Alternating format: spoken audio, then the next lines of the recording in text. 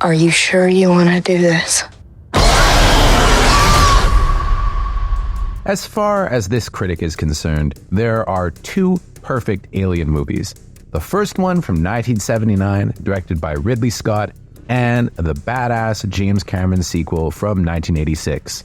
I tend to flip-flop between which one I prefer, and honestly, it usually just depends on the one I saw most recently because they're both so good.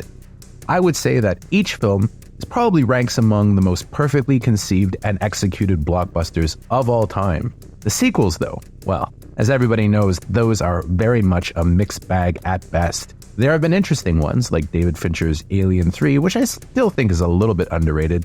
Then terrible ones, like Alien Resurrection, which I think is fairly unwatchable nowadays. And of course, the two Alien vs. Predator movies. Then there were the frustrating ones, which are the two Ridley Scott prequels, Prometheus and Alien Covenant. But until now, there have been no truly good Alien sequels. As such, the fact that director Fede Alvarez was able to make a slam bag Alien sequel that trumps every other film in the franchise save the first two is cause for celebration.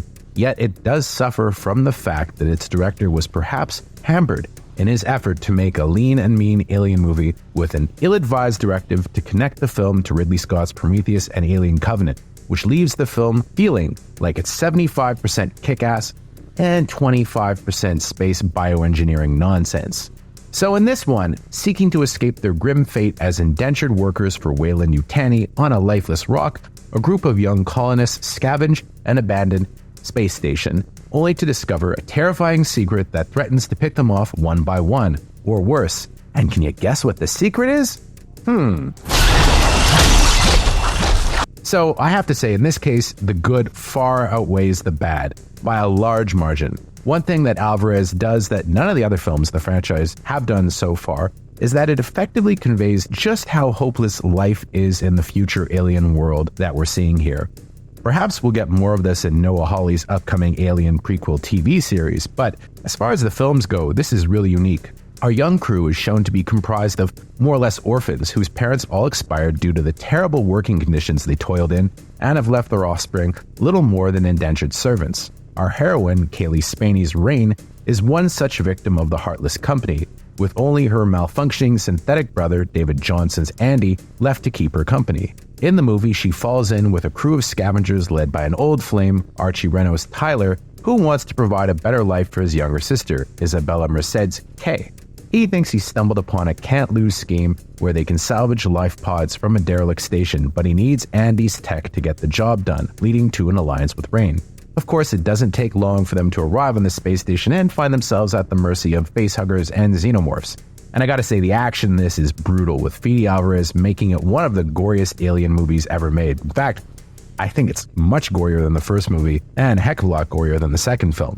You've never seen a chest burster depicted in such an agonizing, painful way as it is here. I mean, it's really something. And the cast is terrific, with Spaney's Rain far from the Ripley clone you might expect given the ads. She's just a kid kind of out of her element, but she rises to the occasion without becoming a superhero or losing her vulnerability. She really is quite good in this film.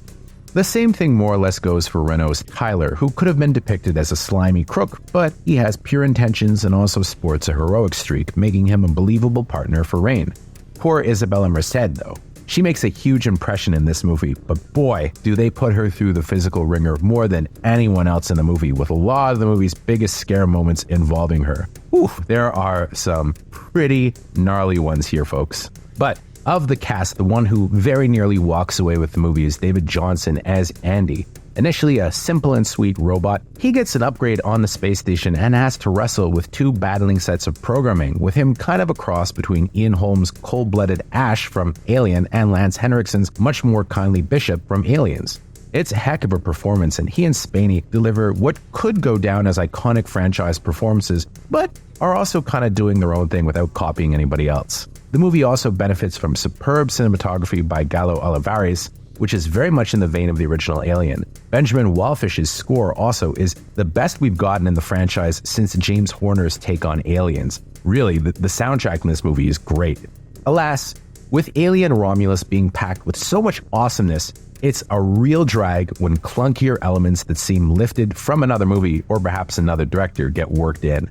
there's one additional character that has not been revealed in any of the ads or early footage, who is a callback to the earlier movies, but the CGI depicting this character is, very poorly realized. That's a shame, as the FX work in this movie, which is largely practical, is impeccable otherwise. Part of me wonders whether or not it was an 11th hour edition, and a bad one, to be honest.